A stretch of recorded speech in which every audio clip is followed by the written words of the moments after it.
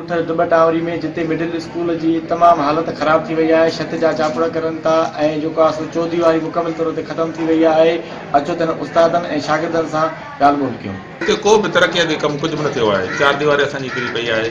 छतनि जा चापड़ करनि था। ॿार वीचारा केतिरा ई दफ़ा ज़ख़्मी थी विया आहिनि। स्कूल मुरत लाइ बाला ऑफिसरनि खे लिखी लिखी थकिजी पिया ऐं को हुन तदारक नथो कयो वञे पियो। असांजे स्कूल में चौकीदार बि कोन आहे। राति जो चोरा करे लॻी पई आहे। असांखे ॿियूं सहूलियतूं बि काफ़ी न आहिनि। पाणी पीअण जी सहूलियत कोन्हे का। बाथरूम असां वटि आहिनि कोन। नियाणियूं असां वटि दाख़िल आहिनि। असां उन्हनि खे सहूलियतूं नथा ॾेई सघूं पिया। उस्तादनि जी बि शार्टेज आहे। पोइ वस वारनि खे असांजी अपील आहे त महिरबानी करे असांजे स्कूल में असांखे कुझु उस्ताद ॾिना वञनि। असांजे स्कूल कोई तरक़ी कमु कुझु त कराए वञे। उन्हनि वटि का शइ असां वटि कमु न थियो आहे। स्कूल के तक़रीबन काफ़ी साल थी चुका आहिनि। स्कूल तमामु ज़बून हालत में आहे। ॿारहों दीवार सफ़ा ख़तमु आहे। स्कूल जे कमरा जेके आहिनि असांजा क्लास रूम उहा बि स्टापड़ किरनि था ऐं उन खां अलावा असां वटि चौकीदार नाहे।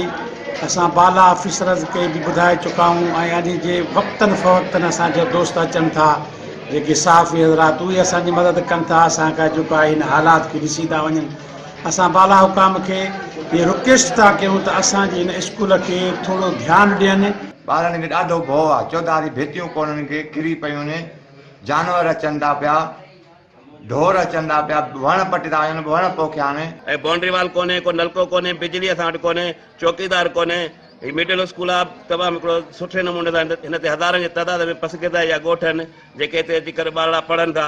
पर हालत इहा आहे त असां तमामु घणी तकलीफ़ में आहियूं। असांखे तकलीफ़ आहे पाणी जी। असांखे बाथरूम जी तकलीफ़ आहे।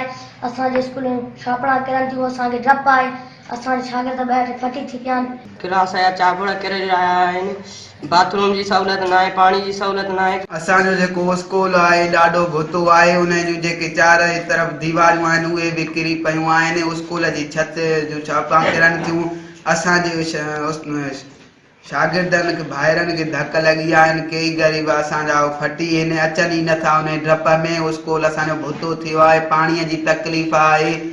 अपील आहे त ॻोठ मिडिल स्कूल दुबटावरी में सहूलियत न आहे। चारों तरफ़ स्कूल जी भितियूं किरी पियूं आहिनि ऐं स्कूल में सहूलियत न आहिनि। बाथरूम न आहिनि। पटे वाला न आहिनि ऐं छतियूं किरी पियूं आहिनि। ॿारनि खे धक लॻा आहिनि। गवर्नमेंट खे अपील आहे त स्कूल में कमु करायो वञे।